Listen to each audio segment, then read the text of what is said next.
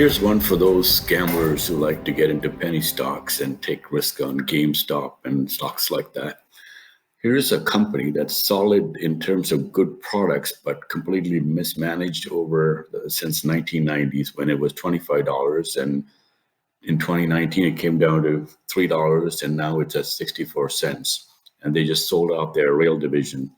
So, maybe with the hope of some other company buying Bombardier out is a possibility, or worst case scenario, they stay alive and not be bought up. You can probably maybe double your investment if you buy 100 shares at $640 and wait it out. And then a year later, it doubles to $1.40 or whatever, you doubled your investment. So it's a risk you're going to take.